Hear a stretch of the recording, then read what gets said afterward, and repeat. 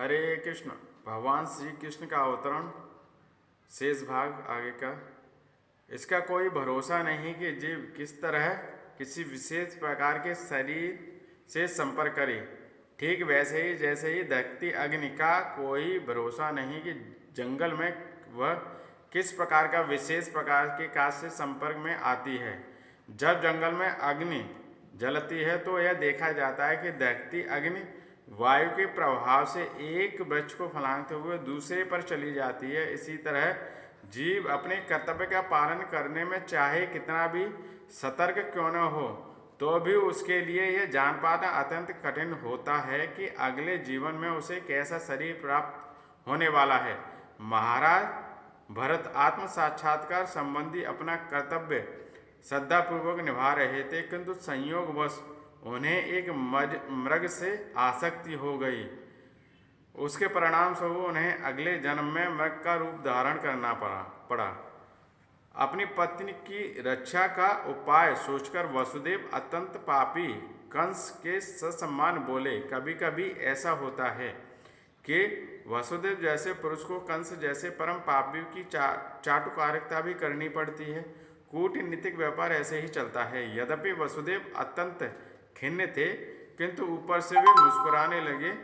कंस अति निर्दय था, इसलिए उन्होंने इस निर्लज्ज को इस प्रकार संबोधित किया। हे मेरे प्रिय कंस, तुम यह मान लो कि तुम्हें अपनी बहन से कोई खतरा नहीं है। तुम्हें खतरे की आशंका इसलिए है क्योंकि तुमने आकाशवाणी सुनी है, किंतु यह खतरा तुम्हारी बहन के पुत्रों से आना है तो इस समय यहाँ उपस्थित नहीं है। और कौन जानता है कि भविष्य में पुत्र हो या ना। इस विचार से तुम अभी असुरक्षित हो। नहीं, तुम्हें अपनी बहन से कोई डरने की आवश्यकता है। यदि उसके पुत्र उत्पन्न होगा तो मैं वचन देता हूँ कि मैं उन सबों को लाकर आवश्यक कार्रवाई के लिए तुम्हें प्रस्तुत करूँगा। कंस वसुदेव के वचनों के महत्व को जानता था। वह उनके तर्क से आश्वस्त हो गया। फलतः उस समय वह अपनी बहन के जघन्य वध करने से विरत हो गया। इस प्रकार वसुदेव अत्यंत प्रसन्न हुए और उन्होंने कंस के निर्णय की प्रशंसा की और अपने घर को लौट आए।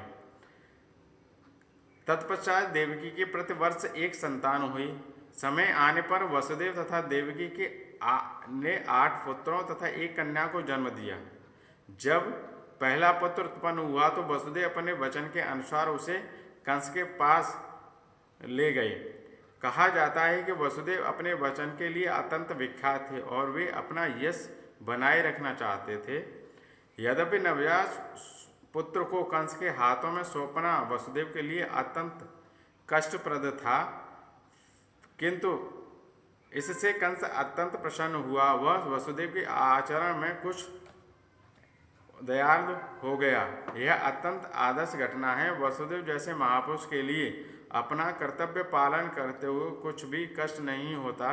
वसुदेव जैसा विद्वान पुरुष बिना हिचक के अपना कर्तव्य पालन करता है, जबकि कंस जैसा क्रूर व्यक्ति असुर कोई भी घृणित कार्य करने में हिचकिचाता नहीं है। इसलिए कहा गया है कि साधु पुरुष कभी सभी प्रकार का कष्टमय जीवन सहन कर सकता है। इसलिए कहा है कि साधु पुरुष विद्वान पुरुष अनुकूल परिस्थितियों भी की प्रतीक्षा किए बिना अपना कार्य कर सकता है।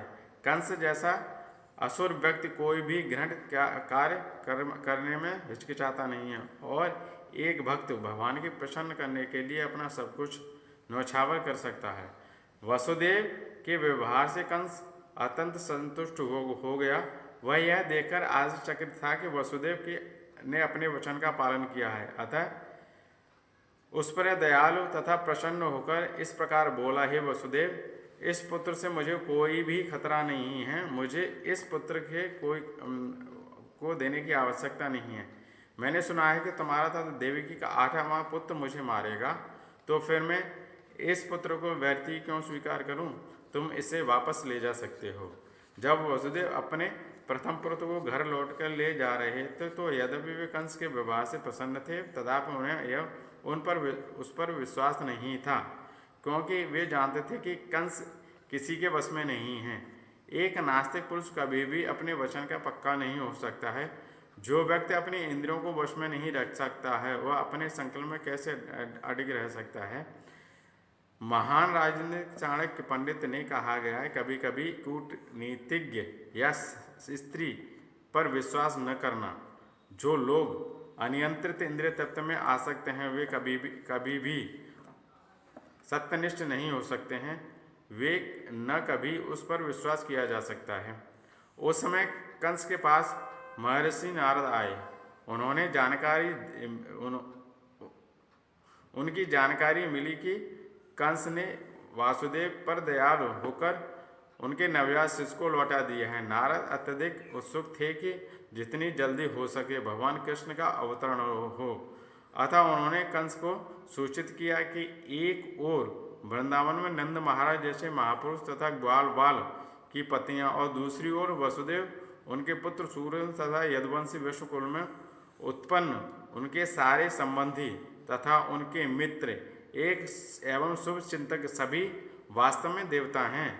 नारद ने कंस को आगाह किया कि वह उन सबसे सावधान रहे, क्योंकि कंस तथा उनके सारे मित्र एवं सलाह देने वाले सभी असुर थे।